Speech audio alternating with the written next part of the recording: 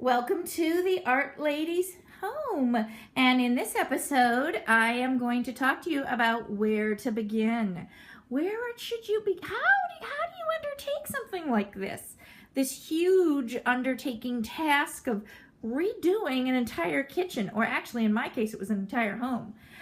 Well, I started off years ago when I first moved into this home 20 years ago, tearing out of magazines and collecting.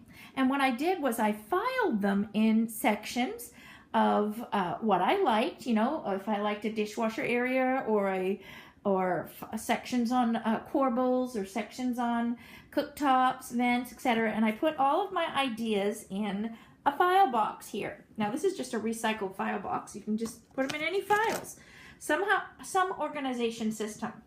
Now when you're actually going to start your project, what I did was I went through all my files and I took all the ideas that I liked. And I created a handmade sketch of the kitchen. Each wall of my kitchen, what I wanted. And this is just a very rough freehand sketch. And on this sketch, I also glued down things that I loved from my collection files. Anything that I came up with. You know, I love these shelf ideas, some of the corbels that I found. And I put, you know, choices. If I love this one as my favorite one, or etc. And each wall in the kitchen and each area had one of these large idea pages. And this is 18 by 24 paper. You can even glue them onto a piece of newspaper. This was the center kitchen island idea paper.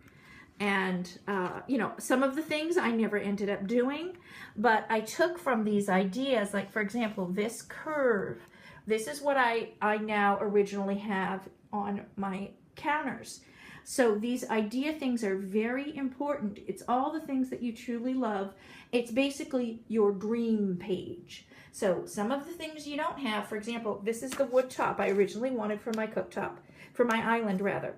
But I was talked out of this kind of wood for the island at the design stage. So things, but it's your dream page. It's the page that you just go crazy, whether it's in your budget or not. Just stick it in here and start dreaming.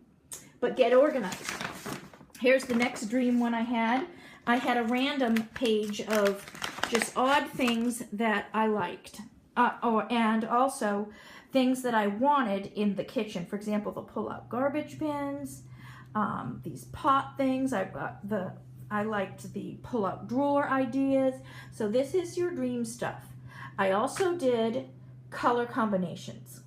I put the colors that I liked, and I knew I wanted 2 colors in my kitchen, and so I cut out little images of that and put notes next to it. This was at the original dream stage of just some possible ideas for knobs.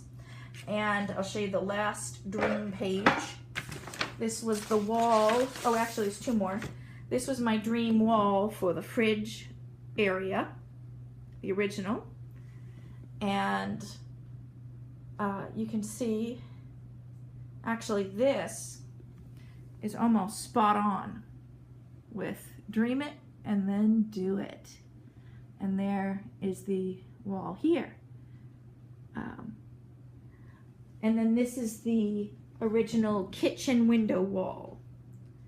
And this blank area is actually where your corner cabinet is, the Lazy Susan corner cabinet. So this is actually part of a counter here. And then this is your Lazy Susan right in this area here. But originally I had my design.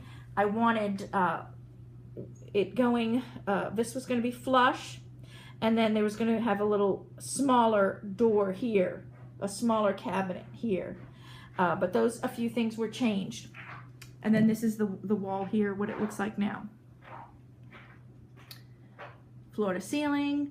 But your beginnings are your dreams and ideas, which really help when you go to see the cabinet designer. It gives them an idea of what you like, what you're interested in, and then you talk about how you can change things. Now, when I would take my ideas, I would bring what I liked, and then, you know, you can't find exactly what you really love, so draw right on top, and then see how I put my notes? I wanted curved doors here, this curved arch area, and then the glass fronts. You know, this isn't what I wanted here. I didn't want these crisscross stuff. But this little area here where there's a cabinet, and then here is a cabinet going right down to the counter, and then here's a cabinet here. That's exactly what I got up here. Of course, I changed it a little bit because when we went to the design area, when he started putting it in and doing exact measurements, there was spaces. And you can see here what I ended up doing was I put a space between the cabinet and the corner cabinet. I put a bookshelf in. And originally he had that in the design next to the window, the two bookshelves. And I opted to have it tucked in, so it wasn't an open shelf, so it was tucked in. And then when the bottom one I also use as a wine storage. So things get tweaked and changed, and right there you can see where it's empty. That's where I shove some wine bottles when I have them, right in there as a wine storage. My original wine storage idea was for above the refrigerator, but then I opted out of that because I didn't want the heat from the fridge affecting any of the wine. Of course, the wine doesn't stay in the kitchen very long, as you see. Mine are empty. So there's that dream board. So get your dream boards, start cutting out, clipping, making design dream boards, and then when you bring it to your cabinet maker, or if you're the designer, you end up with some final rough plans. Let me see, is this upside down? Oop, sorry about that crazy videoing. So you end up getting your plans. So my cabinet maker sent me these plans, and then you can actually design and sketch right on your plans. I made photocopies of them, lots of them, and from there I started playing with colors because there is so much to think about in your design plans. So once the cabinet maker knows what he's going to be making, then you can start in on more of your design ideas. You can start, so I started figuring out, well, what colors now? And the process of doing this is so overwhelming. There's so many choices and so many things to choose from. I'm showing you one of the design boards that my cabinet maker made. And my cabinet maker is actually my brother. He is a professional cabinet designer and builder. And so he did this for me. Because I'm so wishy-washy about every decision. So he made this for me so I could take it home and think about it for a week or 2 weeks and just ponder this idea. You can see here that what this is this is an antique white paint, and it's a spray paint that he sprays. It's oil based. And then on top is a glaze. And so he glazed this. Now this has been kicking around in my car for a long time, so it's kind of chipped up. But what he did was he showed me the different kinds of glazes. The first glaze look is Van Dyke Brown. Then this is I forgot the name of this. It was a black, and I can't read this writing anymore. It almost looks like lamp black.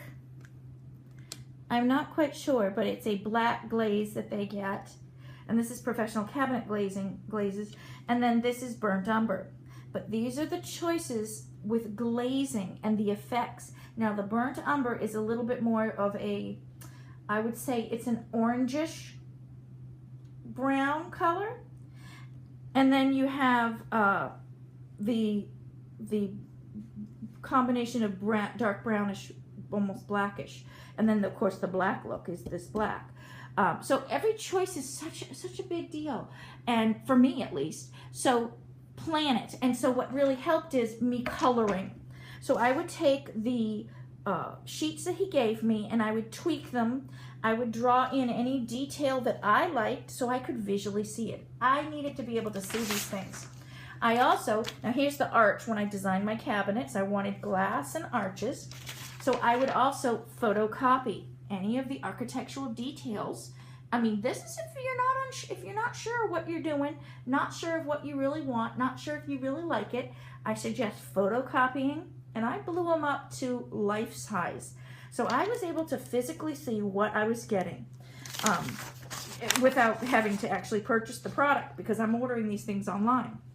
So I would blow it up, and then I'd pin it on the wall, and I'd say, does that look good, or is it too big, too small? What is it? And so that really helped me with my purchasing ideas. It takes a little bit more in the planning stage and a little bit more in you know, your effort and work, but, you know, I made a lot of photocopies, but this is so that you ensure you like what you're getting in the end, and to see if it all blends. And again, I was not, you know, this is not my forte. I am not experienced in home design as far as, you know, what these things are, these onlays and woodworking and all of this. I'm an art teacher, and I've been teaching for 29 years. And so this is something new to me in the design process of how these onlays go on and how you can manipulate these things and change them. And so all of this was a learning process for me. So in the planning stages, I did a lot of this kind of cutting, pasting, photographing, so I could visually see it, so I wouldn't make any mistakes in this kitchen design. I also photocopied all of the corbels and things I wanted, and what I did in my planning stages is I did rough sketches of what is it going to look like if I put this design down lower? What is it going to look like if I put this design up higher? You know, what if I change this? And so these are kind of the things that I would do in my plan stage. That way, when we're ready to make it, we know what we're doing, and we know where everything is going, and you have everything ordered and ready. But that's a little bit of tips in the planning stages of just playing and taking the pieces and having the things at home and really studying and looking at them and keeping them there for weeks. I also keep this stuff when I finally chose my Van Dyke Brown, and this is my cabinet color, this is my glazing, this is what I keep in my car. This was my flooring I used, so I kept this in my car with me so that whenever I had anything to buy or purchase, I could always come back to that design board, because at the time of all this, you know, I didn't have my cabinets. Once he started building them, I started going to the next step of ordering and getting my drapes and things like that. So I didn't have the actual physical cabinets in the home, so the design boards were important to have and keep with me, these sample boards. But this is just a beginnings of how to start thinking about designing and getting your kitchen remodel in the start position, or the starting to go position.